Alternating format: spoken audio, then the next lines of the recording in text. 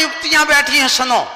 मात्र 100 साल का तुम्हारा धर्म बचा है, ये संदेशा लेकर के आया हूं। आप कहोगे 100 साल में?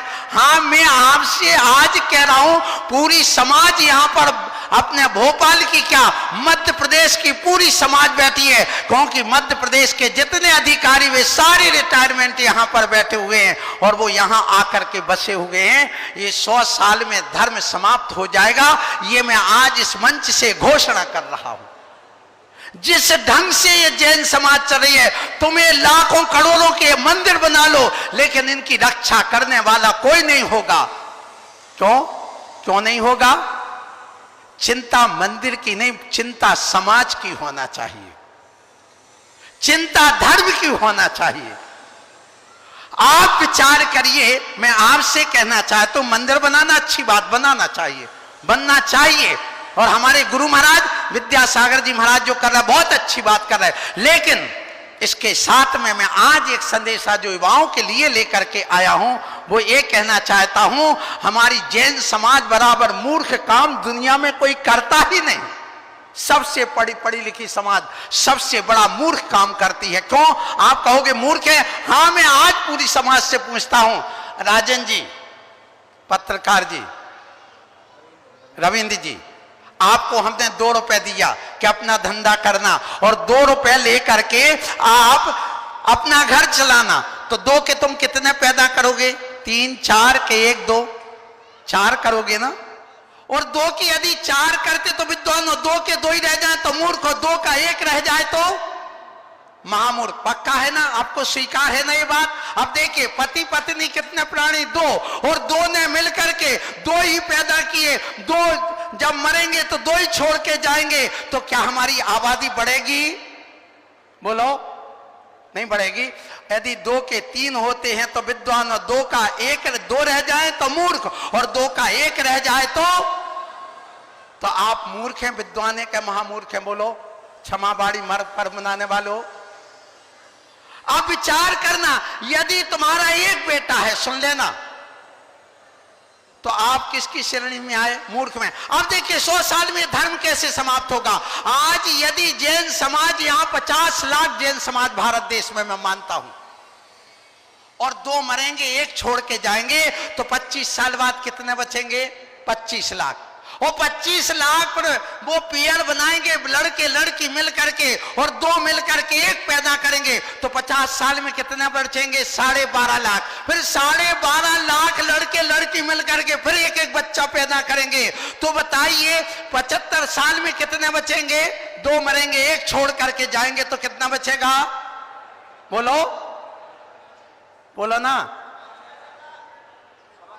6.25 लाख। फिर इसके बाद भी 6.25 लाख मिलकर के 2 मिलकर के 1 पैदा करेंगे, तो 100 साल में कितने बचेंगे? 3 लाख। और 3 लाख सुन लेना, वे 3 लाख भी नहीं बचेंगे। क्यों? हर 100 जोड़े में 2 जोड़े ऐसे होते जिनके कोई संतान नहीं होती, और 100 बच्चों में 2 बच्चे ऐसे होते जो विकलांग आदि मर जाते। अर्थात समाज कितने साल की बची है? बोलो। अब क्यों सबके घुटन बंद है? तुम कहते महंगाई का जमाना है, मैं कहता हूं सुन लो, तुम्हारे बाप दादा एक टूटे मकान में रहते, साइकिल चलाते थे, और तुम कहते हो महंगाई है, बच्चों को कहां पढ़ाए? पहले दादी की साड़ी 40 रुपए में आती थी, तुम्हारी 4000 में आती, वे 4 साड़ी से काम चलाती, तुम्हारे यहां 40 साड़ी कहां से आ गई? जब महंगाई है तो तुम 2 साड़ी में काम चलाते। तब मैं जानता कि महंगाई है, और तुम्हारे बाप दादा 2 सब्जी खाते थे, तुम 1 खाते, तो मैं जानता कि महंगाई है। तुम्हारे बाप दादा 2 मकान में रहते, तुम 1 मकान में रहते, 1 कमरे में, तो जानता महंगाई है। सबके लिए महंगाई नहीं, एक बेटे को पालने के लिए महंगाई। धन्य समाज। अब कहो आगम क्या कहता? आगम भी कहता 100 साल में समाज समाप्त हो सकती है। क्यों हो सकती है? सुनिए, इसलिए कि सुन लो, यदि आपको मालूम हो कि अपने यहां पर पुष्पदंत भगवान से लेके शांतिनाथ भगवान के बीच में एक पल, पौन पल, आधा पल, पाव पल के भगवान के समय में धर्म का विच्छेद हो गया।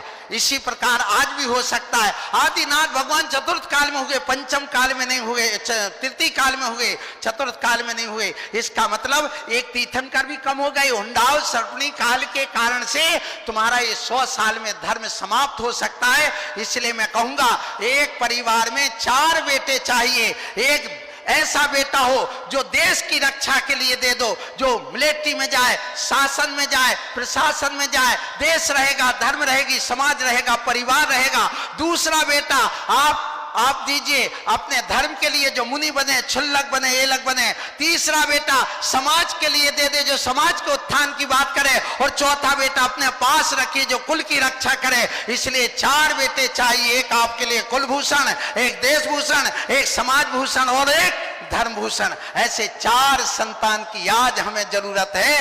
ये ध्यान रखो। आज मैं क्षमा वाणी पर इन युवाओं को संदेशा दे करके आया हूं। यदि बच्चे ना पले मुझे दे देना, मैं पाल दूंगा। एक जिसके भी जो बच्चे ना पले मुझे दे देना, मैं सबको IAS IPS बनाने के लिए सारी संस्थाएं खुलवा दूंगा। और तो आज एक सुन लो, यहाँ जनगणना फार्म एक तैयार किया गया है भोपाल का। जिनके यहाँ गरीबी हो, जिनके यहाँ बेरोजगार हो, जिनके बेटा बेटी की शादी नहीं हो रही हो, 8 दिन बाद आपके पास आदमी आएगा, वो फॉर्म भर करके देना। आपको सबको रोजगार दिया जाएगा, आपके लिए नौकरी दी जाएगी, आपके लिए पैसा दिया जाएगा, आपके धंधे चले जाएंगे, आपको सब कुछ दिया जाएगा। ये मेरी तरफ से आशीर्वाद है। इसलिए आप चिंता मत करो। यहाँ पर राजेश जो कलेक्टर साहब है IAS, उन्होंने वह फॉर्म तैयार किया है, वो आपके पास तक आ रहा है। यहाँ प्रमाण सागर जी ने भी जनगणना का एक फॉर्म दिया है।